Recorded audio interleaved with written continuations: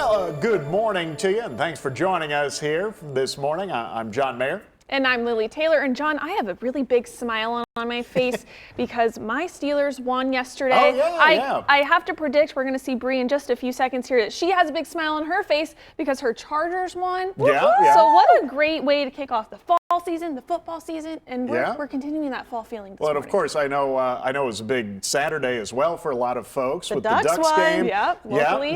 Big smiles there. And our condolences to the Beavers fans out there as well. Unfortunately, my team lost as well. That's a little tiny team out east. Don't worry about them. But a good week for a lot of football fans out there. Good week for a lot of football fans. And if you are one of those that just tailgates this weekend, you definitely got that fall-like weather in store for you guys. I mean, we saw some cloud coverage. Slowly that sun managed to come out. And yes, we managed to warm up a bit. But hey, heading out the door through the start of your work week, fall definitely still making its presence known throughout the Willamette and Umpqua valleys, tracking out the chance for some moisture to slowly work its way on in. Now, we're not talking the chance for thunderstorms like we saw late Friday night, at least not right now. We still see that potential for thunderstorms heading out the door through the next couple of hours into your evening, and that's where it really starts to work its way on in. And speaking of out the door, here's a look at what you guys can expect to really plan out your day. Cloud coverage managing to work its way on in. We keep it into the 60s for majority of your morning into the afternoon hours,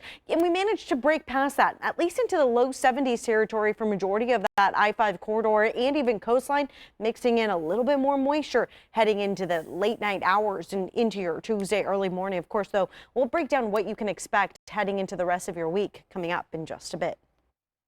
LSB Live is sponsored by Alpha Towing and Recovery.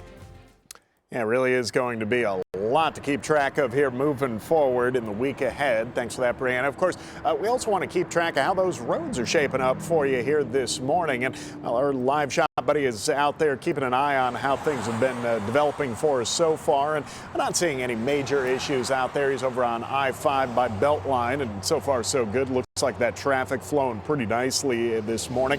Haven't seen any major issues to report on here early on, but of course we will continue to keep track of how things are developing for you throughout the next couple of days. And well, if you are heading outside early on this morning, thankfully Trip Check has been about as empty as it gets, so no big delays or accidents to keep you aware of, but we'll continue to keep track of how things are developing and bring you the latest as soon as it comes in. Another thing we're keeping track on is our wildfire coverage. Crews are continuing to work to control two large fires burning across Oregon. The Emigrant fire is just shy of 32,000 acres and still 0% contained. It's burning about 25 miles southeast of Oak Ridge. According to the Northwest Coordination Center, more than 1,300 people are working on the fire.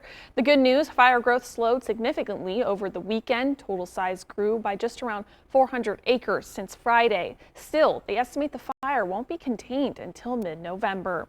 Meanwhile, the Marks Creek fire in Crook County has now burned nearly 1,700 acres. It's northeast of Bend, Redmond, and closest to Prineville. Right now, that fire is threatening more than 30 homes. And the good news there, fire crews say the fire is now 12% contained, and that's up from 0% containment that we reported on Friday. Evacuation levels have decreased in some areas around the fire, allowing residents to return home. And funding local fire agencies will come at an increased cost. Voters support various fire and safety levies. Yeah, residents in Springfield in particular are set to decide on renewing a levy that's tied to property values. That'll be this November. The levy is set to raise more than $3 million per year over the next 5 years and move the current rate up 15 cents. It would reach 53 cents per $1,000 of assessed property value. U.S. Census Bureau lists the median property value at right around $324,000. So that means about $172 per year for the average homeowner. Eugene Springfield Fire Chief Mike Caven telling us the increase reflects rising cost of services and it would continue to fund the current level of emergency medical, fire, and rescue response.